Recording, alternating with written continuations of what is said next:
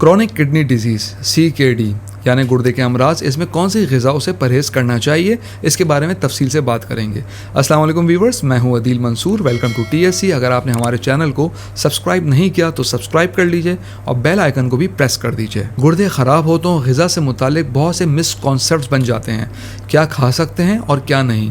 ये बहुत important topic है और इस वीडियो के बाद आप आसानी से अपनी डाइट मैनेजमेंट कर सकेंगे। गुर्दे ख़राब होने की मुख्तलिफ स्टेजेस होती हैं। डाइट को स्टेज के हिसाब से प्लान करना होता है।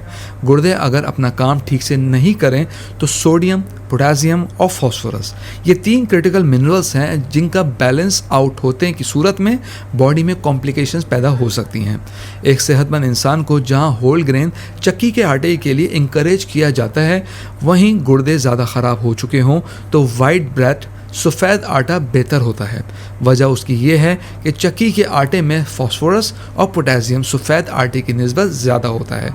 यही सेम रूल चावल पे भी अप्लाई होता है। ब्राउन राइस गुर्दे के मरीज़ों को अवॉइड करना चाहिए। अगर गुर्दे के मरीज़ का पोटेशियम और फास्फोरस बढ़ा हुआ है तो केला बहुत कम खाना चाहिए। बादाम, काजू और दूसरे ड्राई फ्रूट्स में भी एहतियात की ज़रूरत है, इन्हें कम खाएं। इसी तरह टमाटर और टमाटर से बनी हुई सॉसेस को भी ऐसे मरीज़ों को बहुत कम तादाद में इस्तेमाल करना चाहिए जिनका पोटेशियम बढ़ा हुआ है। इन सब ग़िज़ाओं को लिमिट करने का ताल्लुक मिनरल्स की इम्बैलेंसिंग से है। गुर्दे के हर मरीज़ के लिए ज़रूरी है कि वो अपना रेगुलर चेकअप करवाए और उसकी लैब्स की प्रॉपर मॉनिटरिंग करें। अब बात करते हैं कुछ फलों की, जैसे केले, ऑरेंजेस और आड़ू। इनमें भी पोटेशियम बड़ी तादाद में होता है, इसमें भी एहतियात की ज़रूरत है।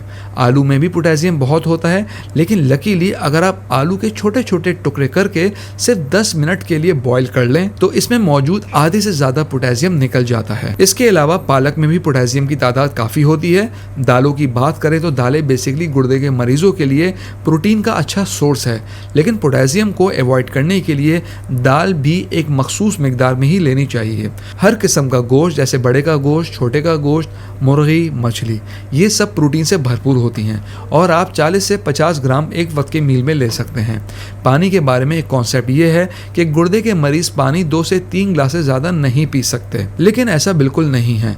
अनलेस आपका फ्लूइड ओवरलोड हो रहा हो तो वो एक अलग बात है। नमक के लिए भी यही उसूल है कि फ्लूइड ओवरलोड या हाई ब्लड प्रेशर की सूरत में नमक थोड़ा कम खाना ज़रूरी है। व्यूअर्स, ये थी खाने पीने की वो गाइडलाइन जो गुर्दे के मरीजों को फॉलो करनी चाहिए।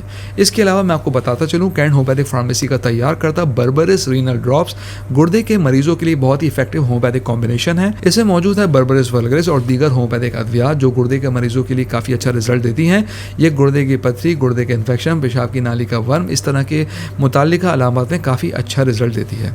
ये मेडिसिन पाकिस्तान के तमाम होम्योपैथिक स्टोर्स पर अवेलेबल है। इसका तरीका इस्तेमाल ये है कि आप 15 से 20 कतरे हल्के से नीम गर्म पानी में दिन में 3 बार इस्तेमाल करें। व्यूअर्स, हम उम्मीद करते हैं आज की वीडियो आपको पसंद आई होगी। कमेंट बॉक्स में राय से ज़रूर आगाह कीजिएगा। अगली वीडियो तक के लिए अल्लाह हाफिज़।